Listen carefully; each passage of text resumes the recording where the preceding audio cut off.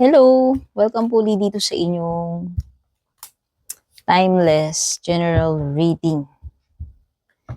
And ako nga pala po si Tin ng Purple Tin and Tin Arcana. Sana kayong lahat ay okay. Thank you sa inyong time para manood ng reading ko. Bago man po kayo dito or matagal na. And syempre kung bago po kayo, please don't forget to like, follow my page or subscribe na rin po. Pati na rin po sa aking YouTube channel. So what's the main energy? Main energy is the page of wands. Page of wands is about communication. Something na may kinalaman sa pakikipag-usap, pakikipag-meet, ano man itong gagawin ninyong importanteng pag-uusap or message. No? Pwede ka makareceive kasi ng message eh.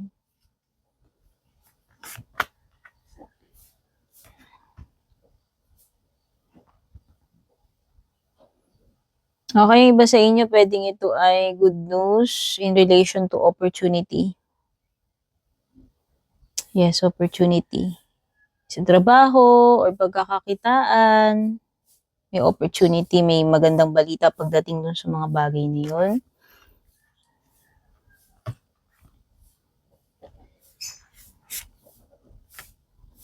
Oh, yung iba importanteng message about love. Baka love letter. Love message or love letter concerning a significant person, special someone, jowa, asawa, kakonect, o baka tumawag, baka makipagkita, makipag-usap, may ma-receive ka message, pwede rin naman. By the way, may Gemini or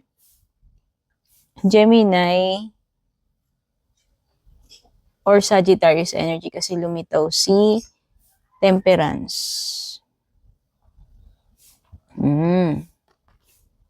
So, iba kasi, feeling ko lang, hindi ko alam kung may mga, may mga problems kayo na-encounter lately kasi parang meron ditong something na hindi pa magiging okay kung akong tatanungin, with the Temperance. So, yung iba dito, hindi kayo talaga, alam mo yun, yung madalas kayong magtalo, pwedeng marami kasi kayong hindi na pagkakasunduan na itong person na to, or baka kasi hindi kayo compatible talaga, alam mo yun. So, yun yung nakikita ko. Ano pa? Ano yung energy na itong, person mo sa ngayon. Itong person nakakonect mo, ano yung energy niya.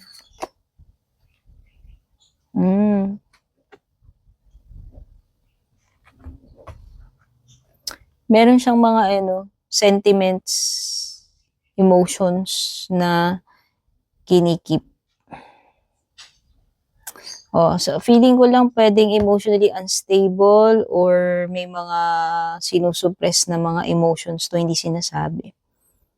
Like may sama na loob, may tampo pero hindi niya sinasabi.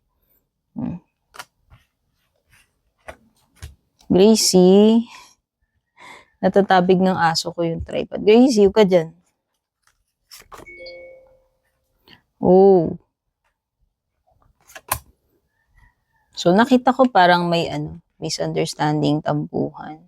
Actually, parang may energy ng dito ng ghost. Pero yun na nga, kasi kung may ng ghost man dito, sabi ko nga parang merong communication. So, feeling ko lang makakapag-usap kayo nito kasi meron din namang hindi makakatiis na mag-reach out, tumawag, mag-text, whatever. Oo. Kasi nakikita ko, magkakaroon din ng realization eh. Kung sino man ang nagkamali dito, sino man ang nagkulang, no? Pero sabi ko nga, eto, pwedeng sa ngayon, hindi pa kayo okay with the Temperance reverse, but eventually, magre-reach out din ito after ng, kasi parang may ghosting dito eh. or parang iniwan sa ere.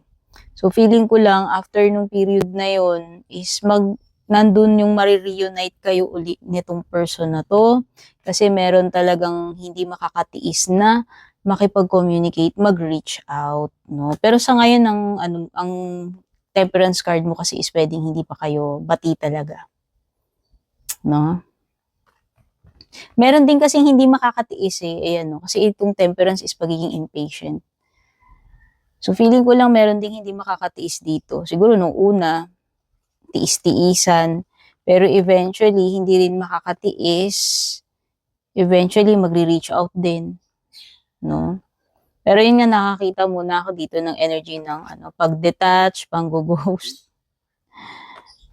Pero eventually marirealize din eh. Tatawag din eh, kasi ito parang calling yan. Okay? Ano pa? Oo, the world card. This is an indication na may mga bagay na kailangan kayo i-settle na itong person talaga. So, hindi pa tapos. Hindi pa tapos ang laban, Char. Hindi pa tapos yung literal na hindi pa tapos yung love story ninyo nitong person na to. Kaya nga sabi ko, kahit na magkaroon man ng ghosting, meron mang iniwan dito, may dumitouch, nakikita ko is manunumbalik pa rin Ayan, with the judgment. Di ba? Mananaig yung love. Yun yung nakikita ko. Kasi magkakaroon ng realization, magkakaroon ng revival sa connection niyo, no? Kasi nga, may unfinished business kayo netong person na to.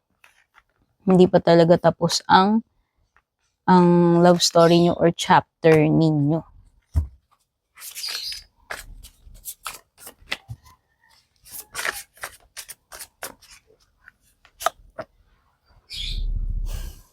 Dami ng signs dito.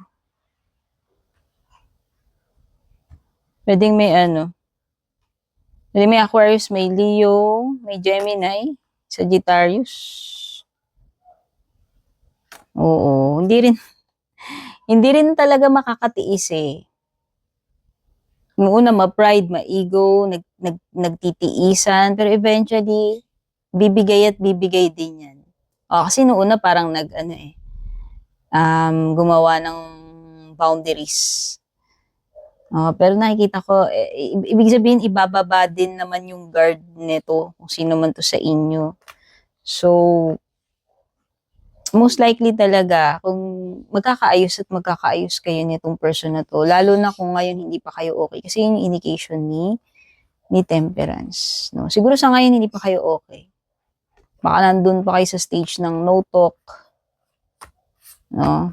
May samaan ng loob, may ego pa, may pride, or ghosting, pero sabi ko nga eventually, meron at merong hindi makakatiis and magkakaroon kayo ng reconnection. May magre-reach out talaga.